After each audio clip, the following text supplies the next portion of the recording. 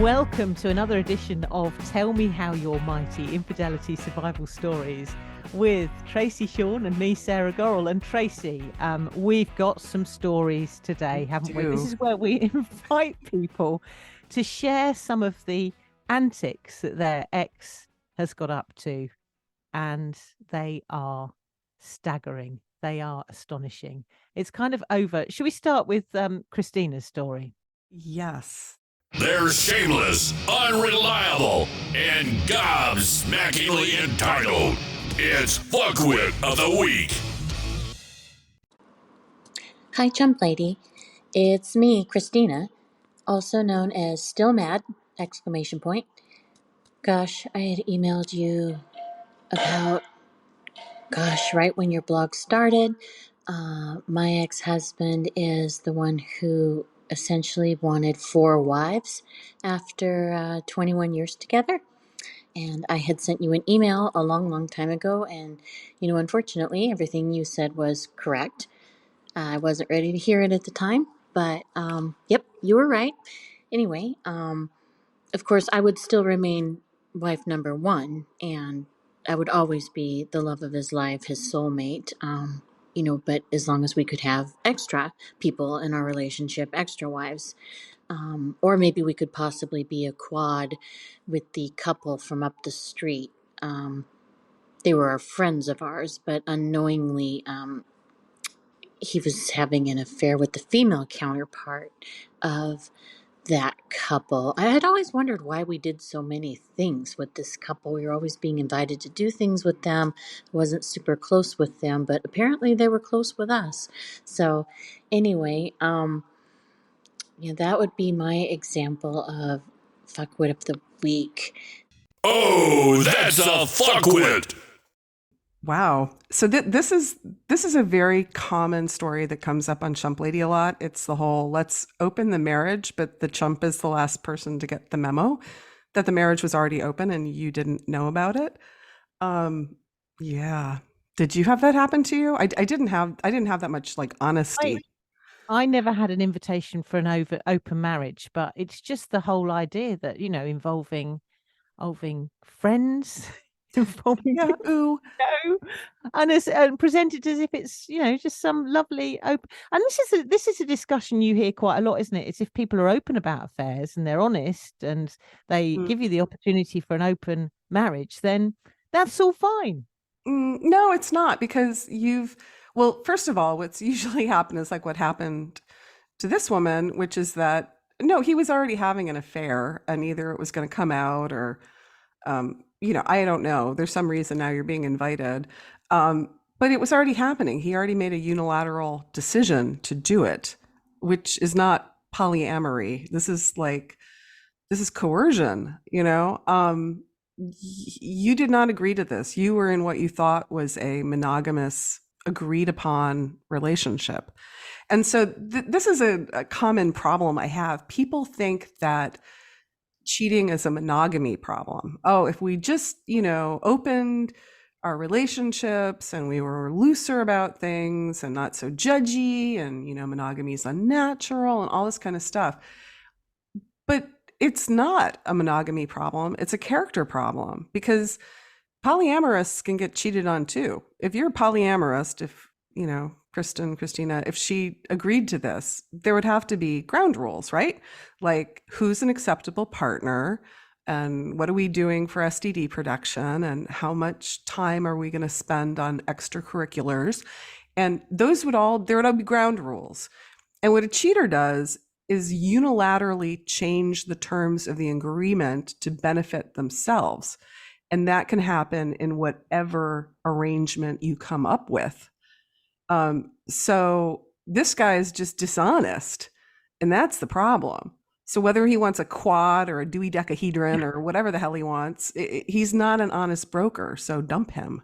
And actually, if you are someone that wants 4 wives rather than 1 wife, then maybe you should be open before you go ahead with the first marriage. So rather than sharing vows with someone, building a life based on 1 wife, you should think about that before you make that commitment, because it's really unfair to someone who's gone into a commitment on their terms Mhm. to then suddenly have the terms changed when you're already immersed in it. If he'd have come forward, before they got married and said, right, this is how I'm thinking my future might pan out. Yeah. There'll other people involved will have an open relationship, then you might not have made that commitment in the first place. Yeah, right. You would have had you would have had the power of your own decision making, and that's what's being taken away from you is your agency. And that's why it's deceitful and dishonest. And it's not a sophistication thing. I think chumps often get painted like we're vanilla and we're not sexually sophisticated to understand these arrangements. But it's the dishonesty and the lopsidedness of it that people object to. Besides which, the whole misogyny of wanting four wives. I mean, I know sister wives and that kind of thing is a thing. I don't recommend it. I think it's really creepy. I suppose if you're a sister wife, you know you're a sister wife. But as you said, this is kind of a bait and switch. But I'm like, if someone told me they wanted four wives, I'd be like, yeah, I'm not for you. Like, that is not an No. okay arrangement. Like, And how far do you extend this then? Do you have four wives plus four husbands potentially? Oh no, it never works that Surely way. if it's an open marriage, then it goes both No. ways as well. And then it all gets very, very complex with this ever-revolving cast of characters. And I always think as well that because I find it exhausting when I look at this and think, oh, how do people have the time for four wives? Well, they have time for four wives because the wives are doing all the drudgery, all the wife, That's all the life right. admin. Yeah, And they they're don't just get having husbands. they're just giving the four wives the benefit of their joyful company once in a while. Yeah, they're handmaidens, or they're just, as I call it, the pussy buffet. You know, you're just orifice du jour. And it's totally not about equality or respect or reciprocity. No, it's like it's about a guy wanting a harem. Um, don't be part of a harem. I don't, yeah. And also, yes, the whole time management part of this, I mean, for people who are into swinging or whatever, like I don't have time for my friends. I don't have time for hobbies I enjoy. I honestly can't imagine the logistics of trying to juggle multiple relationships. And I know that makes me, what, a square middle-aged woman, which I am, but yeah, I don't get it. I don't get it I at think all. part of the issue is these people are in the grip of delusion, and they feel that they're so magnificent that they need to share that magnificence around with more than I one do. partner. It's Yeah. unfair, isn't it, for just one person to Yeah. benefit from this incredible human being? Yeah. Yeah. I wonder too, like in these patriarchal sister wife things, like, is this guy paying for four families? Like, do these women have jobs? I mean, like who's buying things? I'm like, if you got to have a job and support this jerk on top of like getting 1/4 of a relationship, I mean, like, I just don't even understand. I don't understand. I don't get it. It could get very complicated because what about if each of the four wives wanted four husbands? You could end up with No. hundreds of people in this. You don't understand how harems work, Sarah. This Yeah, is not the whole about this is every. the whole idea though of this open marriage is it's only open to certain individuals. So if everybody in the marriage was allowed an open marriage, there would be a cast of hundreds involved because each individual person would have a sort of be like some complex maths. What this person wants though is to be Yeah. the center of this whole world. Mm. It's on his terms rather than anybody else's. Yeah, right. It's basically a bait and switch, right? And I know there are people who are gonna like call and write in and go like, polyamory is a thing and it's ethical, and I'm like, okay, I guess so. I mean, if you're all above board, whatever floats your boat, go swing. It's Yeah. not for me, but it might be for you. But I just, from where I sit and the letters I get, I see a lot of people who are given ultimatums who are like, well, I'll try it. I'll eat the shit sandwich. And I also hear from people who did try it, and the minute they get a partner, then the person who proposed it is not cool with that. Which just, Exactly.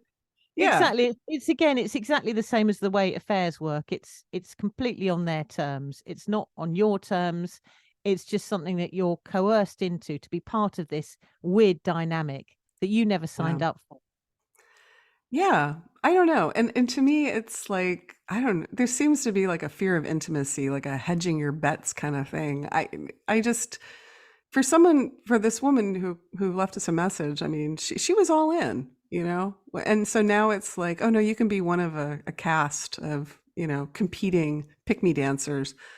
Like, yeah, no, it's over. Goodbye. No, absolutely. I think that's definitely the way. Right. Okay. So, always we're surprised. You think it can't get any worse. You think that the level of dysfunction has reached a dizzy peak, but it never does. There's always more stories. So we've got Yes. Carol's story as well. Do we each have a little listen to what Carol shared with us? They're shameless, unreliable, and gobsmackingly entitled. It's Fuckwit of the Week. This is one of the ways that I'm mighty. When I first found out about my husband's affair, he gave me a book to read by Esther Perel. And I opened it up and took a look, and I thought, this is complete bullshit. I'm supposed to just have a better understanding of how his affair is a sign of his passion and sensibility. Well, quickly I found Chump Lady, and thank God for that, because I just needed a place to laugh and rage, and Chimp Lady fit the bill and just understand what the hell was actually happening. So when he was moving out, I opened that Esther Perel book and wrote inside the inside cover, "This book is complete bullshit. If you need help understanding your partner's affair, go on over to Chump Lady." And I stuck it in a box of things he was putting in the car, and that was that. Oh, that's a fuckwit. Carol, first of all, this is like the best book endorsement I've ever gotten. You know, that you find my book and not Esther Perel. I bonus points for mispronouncing Perel as Peril. That kind of made me chuckle. But yeah, just isn't it like a cheater to give you the book about, you know, why cheaters are sad, misunderstood creatures, and it's really all about them and their needs. I mean, of course, that's just totally on brand, right? To give your chump a book that Esther Perel wrote. Ugh. You know, I hear that a lot. I hear like, oh, my cheater sent me an Esther Perel TED talk or a book or. Well, it's again, it's a new level of staggering, isn't it? Really. Yeah. Yeah. I mean, I guess from the cheater's perspective, they're trying to be, you know, I don't know, generous and magnificent and giving you this book so that you would understand the specialness that is them. And yeah, I the mind wobbles. I don't, but they do it, you know, they do it. And Esther Perel is totally on brand for this kind of nonsense. Yeah, I did see because we've got a big website here called Mumsnet where Mhm. people quite often get involved and they talk about their husband, and then they always come out the script. It's always the same old story over and over and over again, usually starting with "I love you, but I'm not in love with you," all that sort Yeah, of the nonsense. classic.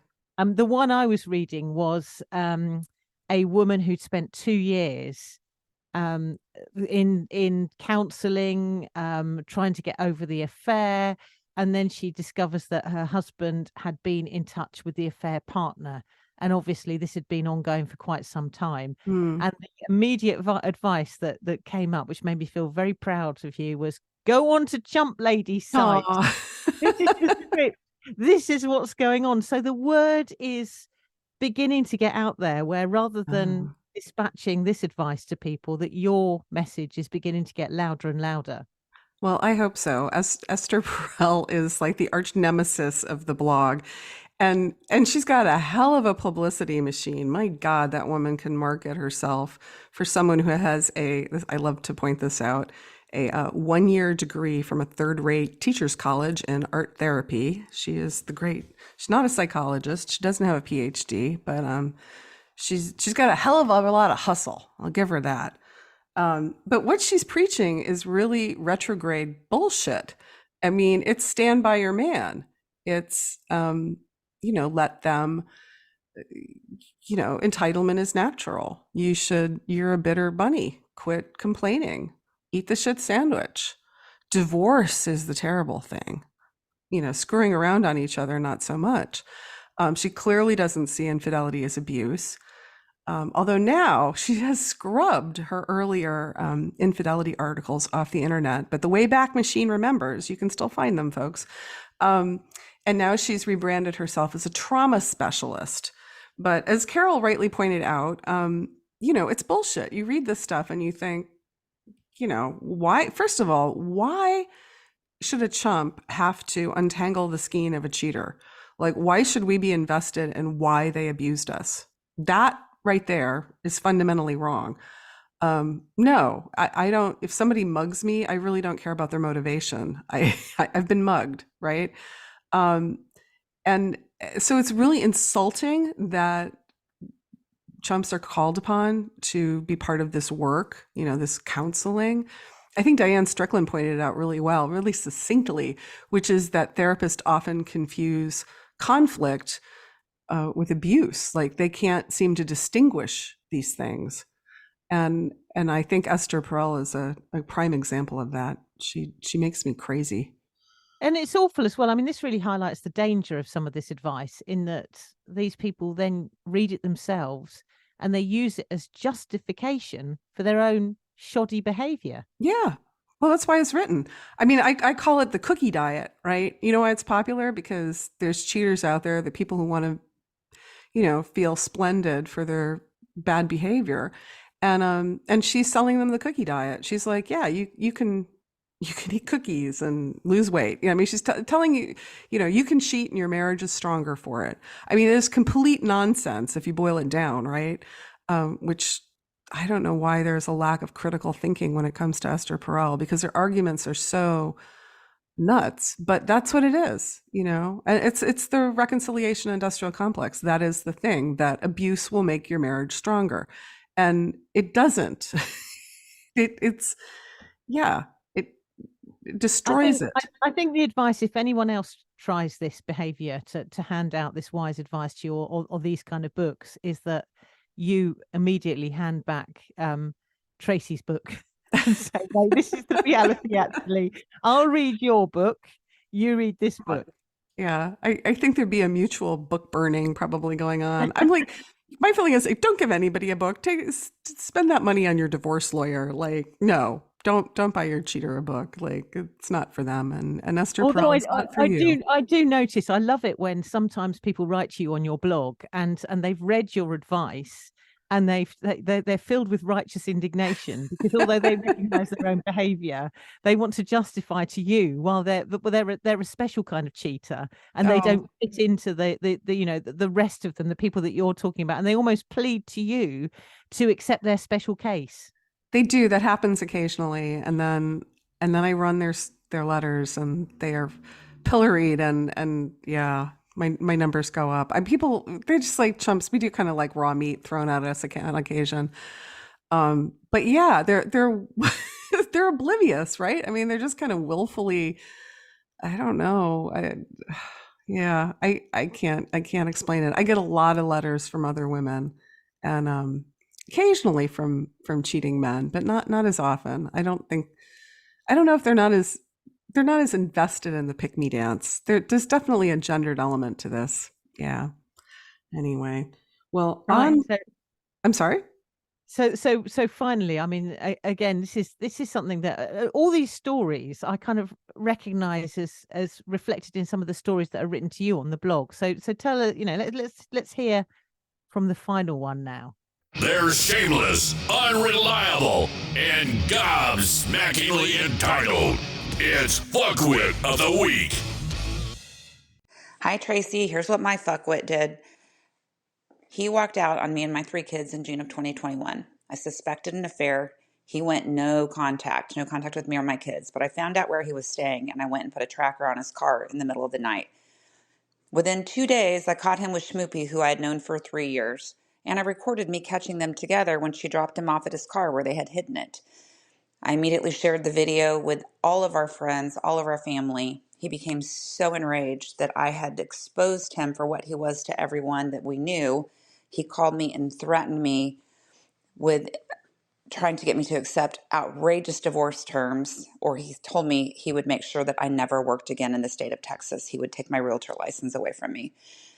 Well, unbeknownst to me, he had told his attorney that he had planned on suing me. She told him not to, but he had Schmoopy file a lawsuit against me. She didn't sue me for slander or libel. She sued me for sharing private sexual information. Cost me $5,000 to defend myself. The judge thought it was ridiculous. She lost. But I now have a permanent injunction against her where she can never be around me or my kids again. And Fuckwit's attorney fired him for filing the lawsuit.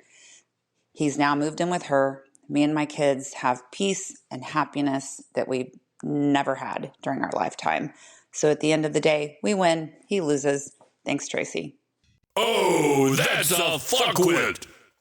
This one falls under, if it feels good, don't do it. That's what I would have, if she'd asked me, like, should I geo-track his car and broadcast that tape to everybody? I would have told her, no, that's, if it feels good, don't do it. But she clearly threw caution to the wind, and she did it. And I kind of admire her moxie. It worked out for her, but I think it was a very risky thing to do. And maybe she was lucky she was in Texas. It's a bit of the Wild West down there.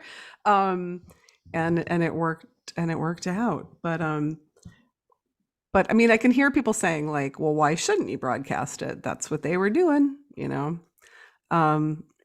Yeah. So I kind of get it though, because you're so angry. yeah. You know, your logic goes out the window. You know, you want everyone to know. You want to you want to expose the behavior. Mhm. But then by doing so, you yourself become the person that is portrayed as the unhinged individual. Yeah, that's usually how it goes down. I mean, the context of this for someone who's doing this is that you've been gaslighted to like an inch of your sanity. I think when chumps go on these fact-finding missions or feel compelled to do Soviet spy stuff, it's because your reality has been stolen from you, and you've absolutely, like, I'll be goddamned, I'm going to find out what the truth is, you know? And whereas I would say, and I know it's really hard to do, but I would say, like, look, if you don't trust them, if you're feeling this way, if you feel this unsafe and this mentally scrambled in your relationship, it's not a good relationship. And that, you know enough. You don't need to go down fact-finding missions. But I understand why people do it. I really do. And yeah, she found her evidence, right? I'm sure her husband was telling her, oh no, there's nothing, you're crazy, you're crazy, you're crazy. And then boom, I'm not crazy, you know, and I'm going to tell everybody I am not crazy. This is what you're doing it, and this is who you're doing it with. I think it's sometimes like, you know, when you go for a job interview and they ask you a question and then about sort of a few hours later you come up with the perfect answer.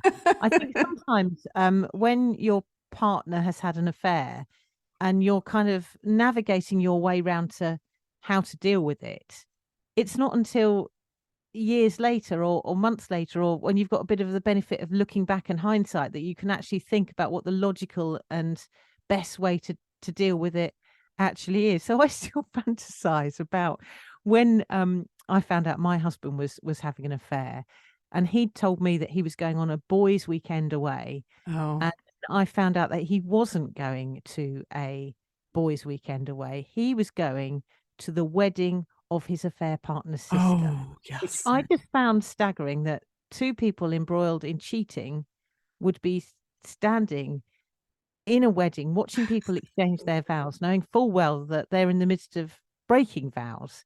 And Yeah. I still fantasize about taking my 4 children and going along to that wedding and standing quietly in the back and watching them, you know, not saying anything, but watching them sort of emerge behind the bride and groom, and then just seeing me there, smiling at them sweetly, not saying anything, not shouting, not carrying on along, just being there. And of course, I never would have done that, but wouldn't that have been satisfying? Well, except you can't shame them. They are shameless. It would have been, yeah. I mean, I can imagine calling them out. Yeah, it would be. I mean, maybe it would have been delicious. Oh God. Yeah, every now and then, you know, people, you know, like Deanna write in, and she has this big win, and we can go like, okay, like We kind of cheer vicariously, like you won your court case. This woman has to stay away from you. Yay, you win. But I think it can also kind of blow up in your face when you try to shame these people, or yeah, either you get painted as the bitter bunny, or they, you know, you And spend money on actually, legal fees and and also you make them feel important. And as you yes, oh say, in God, the whole yes. pick me dance, that's what it's all about. Yeah. If you pay them no attention and go away, then that's probably more upsetting to them than if you make a big scene, or if you prove how much they mean to you by doing all this stuff. If you Hmm. just act calm indifference, I think is probably, looking back, the best way forward. Well, Just it denies them kibbles, and they centrality is their life force. They want all the attention, and they want the power. They want to be able to reject you and feel like you care and keep you as a plan B. And if you just go like, "Oh my God, you suck," like goodbye. I cannot trifle with someone this ridiculous. I mean, if it is hard to get there, especially when you're in shock, but you'll be glad you did. You'll be glad of no contact and just let the freaks have each other. I mean, you could have taken, I don't know if Texas, I don't think Texas is a fault state, but you could have taken that evidence and given it to your lawyer and maybe had some fun with it. I don't know. I'm not a lawyer. I don't give legal advice, but maybe it would have made for some interesting depositions. That's all I'm saying. But I'm sure glad it worked out, and it didn't go pear shaped. But I get the impulse. I really do. But I just think these people are beyond shame, and you can't shame the shameless. it's difficult though. It takes a long time to come to that realization, doesn't it? Yeah, I mean, look, as I said, I started my blog as Chump Lady, not Omnipotent Lady. It's trial tested results of what not to do. I mean, I didn't track anybody down or shame them, but I certainly sent a lot of pathetic emails looking for answers, and I just did a lot of stupid stuff, that a lot rookie mistakes that a lot of chumps do. And that's why I give the advice I give, because I know it doesn't work. you know and now we got like millions of stories on a blog where other people can tell you it didn't work for them either, and why you shouldn't do it. So want to Do shorten you the think learning curve. do you think we need a fuckwit of the week this week, given that we've got Oh some no, I think we examples just we here? just had 3 of them. We Yeah, gave we exactly. gave We don't everybody need a any triple more. dose.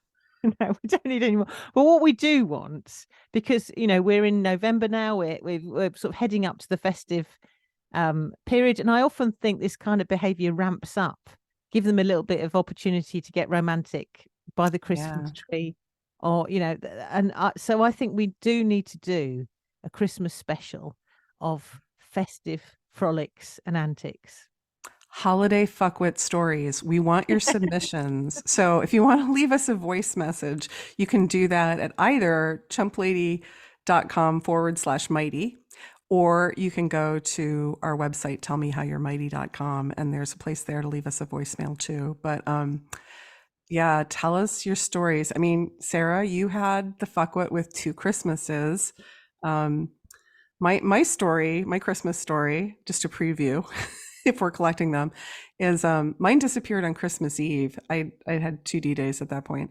Um, and I just got in the car and left for my family. But later, when we were in our brief period of marriage counseling, I'm like, "Where were you on Christmas Eve?" Because he said he was working. Okay, I mean, how dumb do you think I am? Um, and he did this whole like, I don't know. And our counselor was this little Jewish woman, and she goes, "Listen, I'm a Jew. I know where I was on Christmas Eve. You tell me you don't remember?" It was this great takedown. And I'm like, yes, he's bullshitting me. I mean, it was change change things up there. Yeah, 2 Christmases. It's hard to juggle double lives at the holidays. That's because, schmoopies make demands. It's you spreading yourself thin. And usually there's very unpleasant discoveries, and a lot of new chumps happen. You know, a lot of people wash up on our shores this time of year. So we It's, want your it's also stories. it's a difficult time to be a chump as well, because you're surrounded by festive joy and cheerfulness and everyone having an amazing time, and it does feel, particularly at this time of year, that you are different, that you're the one whose marriage has failed, whose partnership has failed, and that everyone else is having an amazing time. Yeah. No, it's hard. I mean, yeah, you feel like freak of the week, and it is seems to be this time of celebrating the intact family and the legacy and you know, Hallmark. You probably don't have that in Britain, the Hallmark movie channel, which Oh, I do like a oh, Hallmark do movie. you have it?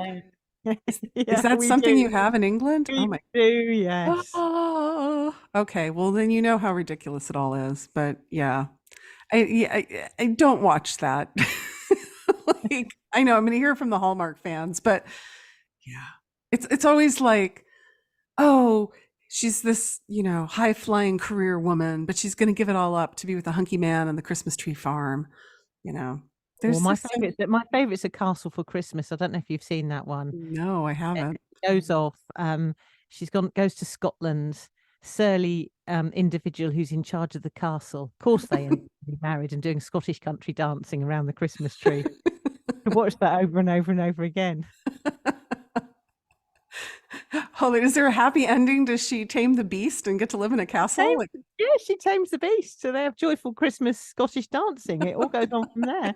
I don't know what happened the following Christmas, but you know, who knows? And this is, oh, I think everyone else is doing joyful Scottish Christmas dancing. They're not. I think he has a secret sexual dungeon. Who knows what's going on? Okay, well, that's our cynical take on the holidays. So be in touch. That wraps another episode of Tell Me How You're Mighty. You want to leave us a mighty story or a fuckwit of the week submission? Check out our new website, tellmehowyourmighty.com. That's yours spelt YOURE. We've got all the episodes, show notes, links to our guests, and you can see the tea room where Sarah and I first met. If you enjoyed this episode, please review the podcast and follow us. Thanks. See you next week.